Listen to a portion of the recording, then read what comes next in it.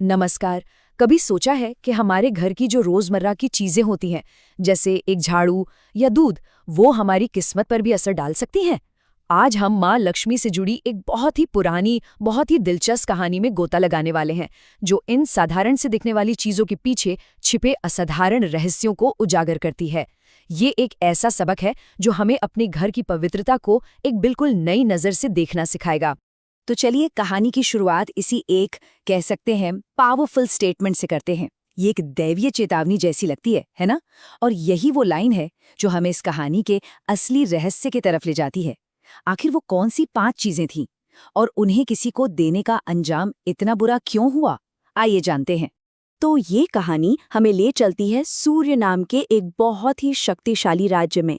वहां राज करते थे न्यायप्रिय राजा आर्यमित्र और उनकी बहुत ही दयालु पत्नी रानी देवयानी। अब ये वो राजा रानी नहीं थे जो सिर्फ अपने महलों में रहते हों, बल्कि वो अक्सर अपनी प्रजा का हालचाल जानने, उनके सुख दुख को समझने के लिए उनके बीच जाया करते थे। अब हुआ ये कि ऐसे ही एक दिन जब राजा और रानी राज्य में घूम रहे थे, तो उनकी नज़र सड़क के किनारे बैठी एक बहुत ही परेशान, बहुत ही दुखी स्त्री पर पड़ी। उसके बाल बिखरे हुए थे और चेहरे पर ना दुख की गहरी लकीरें साफ दिख रही थीं। उसे देखकर ऐसा लग रहा था मानो उसकी सारी उम्मीदें, सारी आशाएं खत्म हो चुकी हों। उस स्त्री की हालत देखकर रानी देवयानी का दिल, आप कह सकते हैं, पसीज गया। वो उसके पास गईं और बहुत प्यार से उसका हाल पूछा। उस स्त्री ने अपना नाम बताया, सीतावल्ली। और बस यहीं से एक ऐसे खुशहाल, हंसते खेलते घर की कहानी सामने आई जो बहुत ही रहस्यमयी तरीके से पूरी तरह बिखर चुका था। सीतावल्ली बताने लगी कि कैसे उसका घर खुशियों से भरा हुआ था। उसका पति सिद्धार्थ एक बहुत मेहनती और ईमानदार व्यापारी था। सास थोड़ी सख्त जरूर थी, पर उनकी उस सख्ती में भी एक माँ वाली फिक्र छिपी थी। घर की रसोई में हमेशा अन्न भरा रहता था, ताज़े खाने की महक आती थी और घर में प्यार और हंसी की कोई कमी नहीं थी। उसे लगता था कि ये खुशी, ये सुख, ये तो कभी खत्म ही नहीं होगा। सीतावल्ली ने बताया कि उसकी सारी परेशानियां वो तो बस कुछ ही दिनों में शुरू हो गईं। उसने अपने पड़ोसियों की मदद करने के लिए 5 बहुत ही मामूली से दिखने वाले काम किए थे। 5 उपकार। उसे जरा भी अंदाजा नहीं था कि उसकी यही दयालुता, यही 5 काम उसकी पूरी जिंदगी की दिशा हमेशा हमेशा के लिए बदल देंगे। उसने एक एक करके सब बताया। देखिए, पहले तो उसने अपना चकला बेलन उस पड़ोसी को दे दिया जिसके बच्चे भूखे थे और घर में कुछ नहीं था। फिर किसी का तवा टूट गया तो उसे अपना तवा दे दिया। किसी और दिन एक पड़ोसी को झाड़ू दे दी। एक रिश्तेदार की इज्जत रखने के लिए अपने कंगन तक उधार दे दिए। और आखिर में शाम के वक्त एक बीमार बच्चे के लिए दूध दे दिया। ये सब उसने सिर्फ और सिर्फ मदद करने की भावना से किया था। दिल में कोई और बात नहीं थी। और बस यहीं से कहानी पूरी तरह से पलट जाती है। सीतावल्ली ने बताया कि उन 5 उपकारों के ठीक बाद उसके घर की हर एक चीज धीरे धीरे बिगड़ने लगी। एक ऐसी गिरावट शुरू हुई जो दिख नहीं रही थी, पर उसका असर हर जगह महसूस हो रहा था। उस अनदेखी गिरावट ने उसके हंसते खिलते घर को घेरना शुरू कर दिया था। पहले तो रसोई में अजीब होने लगा।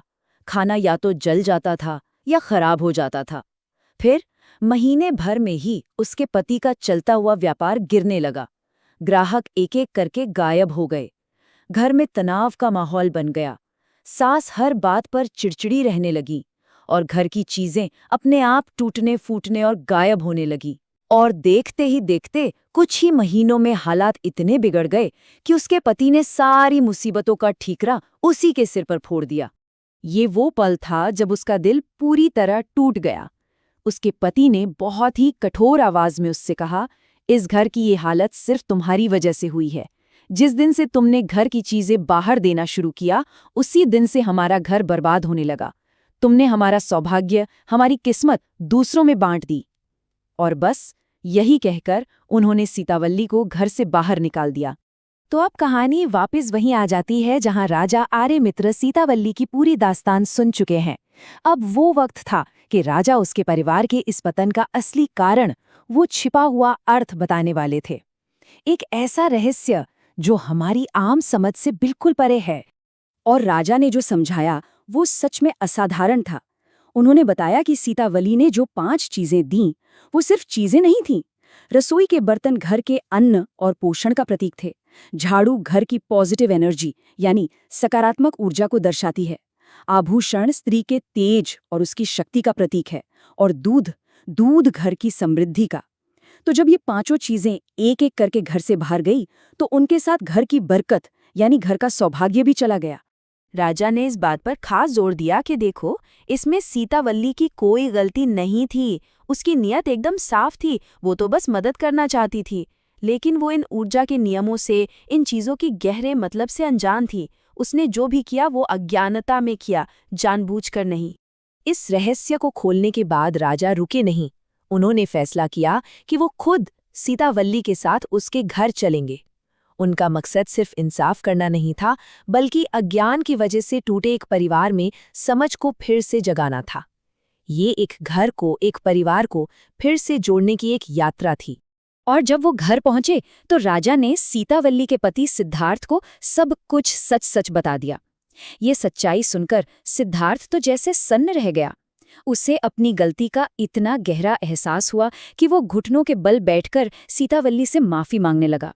उसे समझ आ गया था कि उसने अज्ञान में अपनी ही पत्नी को कितना बड़ा दुख दिया है।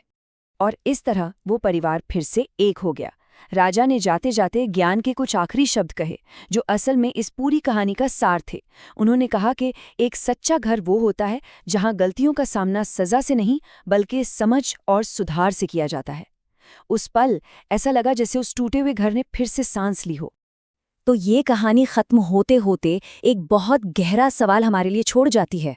हमारी अपनी जो रोजमर्रा की आदतें हैं, हमारी परंपराएं हैं, उनमें ऐसे और कितने गहरे अर्थ और प्राचीन रहस्य छिपे हो सकते हैं जिन्हें हम अक्सर जाने अनजाने में नजरअंदाज कर देते हैं।